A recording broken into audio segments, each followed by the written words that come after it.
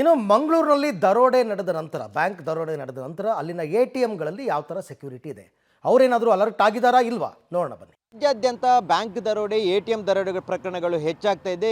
ಈಗಾಗಲೇ ಬೀದರ್ನಲ್ಲಿ ಎಟಿಎಂಗೆ ಹಣ ಹಾಕುವಂಥ ಸಂದರ್ಭದಲ್ಲಿ ದರೋಡೆ ಮಾಡಲಾಗಿದೆ. ಜೊತೆಗೆ ಮಂಗಳೂರಿನ ಕೋಟೆಕರ್ ಸಹಕಾರಿ ಬ್ಯಾಂಕ್ನಲ್ಲೂ ಬರೋಬ್ಬರಿ 10 ಕೋಟಿಗೂ ಅಧಿಕ ಚಿನ್ನಾಭರಣಗಳನ್ನು ದರೋಡೆ ಮಾಡಲಾಗಿದೆ. ಹೀಗಾಗಿ ಈ ಒಂದು ಜಿಲ್ಲೆಯಲ್ಲಿ ಯಾವ ರೀತಿಯಾದಂಥ ಎಟಿಎಂ ಅಲ್ಲಿ ಸೆಕ್ಯೂರಿಟಿ ಇದೆ ಅನ್ನುವಂಥದ್ದನ್ನು ನಾವು ರಿಯಾಲಿಟಿ ಚೆಕ್ ಮಾಡೋದಾದರೆ ನಾವು ಮಂಗಳೂರಿನ ಪಡೀಲ್ನ ಸಮೀಪದಲ್ಲಿರುವಂಥ ಎಟಿಎಂ ಅಲ್ಲಿ ಇದ್ದೇವೆ. ಇಲ್ಲಿ ಬ್ಯಾಂಕ್ ಆಫ್ ಬರೋಡಾದ ಎಟಿಎಂ ಇದೆ. ಈ ಎಟಿಎಂ ಅಲ್ಲಿ ಯಾವ ರೀತಿಯಾದಂಥ ಸೆಕ್ಯೂರಿಟಿ ಇದೆ ಅನ್ನುವಂಥದ್ದನ್ನು ನೀವು ಗಮನಿಸಿದರೆ ಯಾವುದೇ ರೀತಿಯಾದಂಥ ಸೆಕ್ಯೂರಿಟಿ ಇಲ್ಲ. ಇಲ್ಲಿ ರಾತ್ರಿ ಹಗಲು ಸೆಕ್ಯೂರಿಟಿ ಗಾರ್ಡ್ ಇರಬೇಕಾಗುತ್ತೆ. ಜೊತೆಗೆ ಅದಕ್ಕೆ ಬೇಕಾದಂಥ ಎಲ್ಲ ಸೆಕ್ಯೂರಿಟಿ ವ್ಯವಸ್ಥೆಗಳನ್ನು ಮಾಡಬೇಕಾಗುತ್ತೆ. ಆದರೆ ಈ ಎಟಿಎಂ ಸೇರಿದಂತೆ ಬಹುತೇಕ ಹೆಚ್ಚಿನ ಎಟಿಎಂಗಳಲ್ಲಿ ಇದೇ ರೀತಿಯಾದಂಥ ಪರಿಸ್ಥಿತಿ ಇರುವಂಥದ್ದು. ಎಲ್ಲೂ ಎಟಿಎಂ ಅಲ್ಲಿ ಸೆಕ್ಯೂರಿಟಿ ಗಾರ್ಡ್ ಆಗಲಿ ಅಥವಾ ಬೇಕಾದಂಥ ಸಿ ಕ್ಯಾಮ್ರಾದ ವ್ಯವಸ್ಥೆ ಇರಲಿ. ಇಲ್ಲಿರುವಂಥ ನೀವು ಸಿ ಕ್ಯಾಮ್ರಾವನ್ನು ಗಮನಿಸೋದಿದ್ದರೆ ಸಿ ಕ್ಯಾಮ್ರಾವು ಅಷ್ಟೇನು ವರ್ಕ್ ಆಗದ ಪರಿಸ್ಥಿತಿಯಲ್ಲಿರುವಂಥದ್ದು.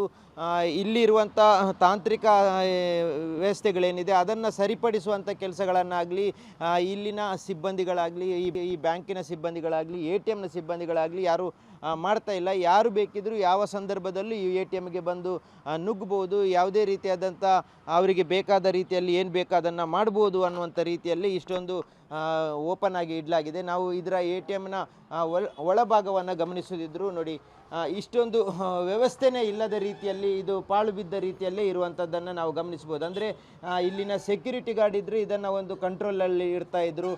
ಇಲ್ಲಿರುವಂಥ ನೀವು ಸಿ ಕ್ಯಾಮರಾ ಆಗಿರ್ಬೋದು, ಅಲ್ರಾಮನ್ನು ಗಮನಿಸ್ಬೋದು. ಯಾವುದು ವರ್ಕಿಂಗ್ ಕಂಡೀಷನಲ್ಲಿ ಇದ್ದ ರೀತಿಯಲ್ಲಿಲ್ಲ.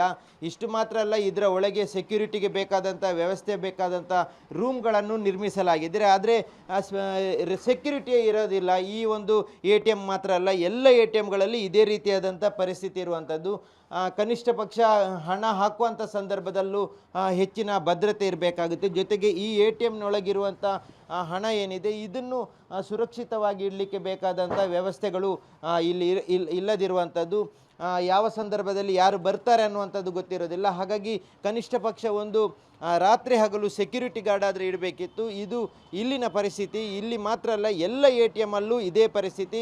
ಕನಿಷ್ಠ ಪಕ್ಷ ಒಂದು ಎಟಿಎಂ ಅಲ್ಲೂ ಎಲ್ಲೂ ನಮಗೆ ಸೆಕ್ಯೂರಿಟಿ ಗಾರ್ಡ್ ಕಾಣ್ತಾ ಇಲ್ಲ. ಜೊತೆಗೆ ಬೇಕಾದಂಥ ಎಲ್ಲ ಭದ್ರತಾ ವ್ಯವಸ್ಥೆಗಳೇನಿದೆ ಅದು ಎಲ್ಲೂ ಸಿಗ್ತಾ ಇಲ್ಲ. ಹಾಗಾಗಿ ಇನ್ನಾದರೂ ಎಚ್ಚೆತ್ತುಕೊಳ್ಬೇಕು. ದುರಂತಗಳು ಅಲ್ಲಲ್ಲಿ ನಡೀತಾ ಇದೆ, ಡಕಾಯಿತಗಳು ಅಲ್ಲಲ್ಲಿ ನಡೀತಾ ಇದೆ. ಹಾಗಾಗಿ ಇನ್ನಾದರೂ ಬ್ಯಾಂಕ್ನವರು ಎಚ್ಚೆತ್ತುಕೊಳ್ಬೇಕು ಅನ್ನುವಂಥ ಆಗ್ರಹ ಸಾರ್ವಜನಿಕರಿಂದ ಕೇಳಿ ಬಂದಿದೆ. ಕ್ಯಾಮ್ರಾಮನ್ ನಿಶಾಂತ್ ಜೊತೆ ಸುಖಪಾಲ್ ಪೊಳಲಿ, ಪಬ್ಲಿಕ್ ಟಿವಿ, ಮಂಗಳೂರು.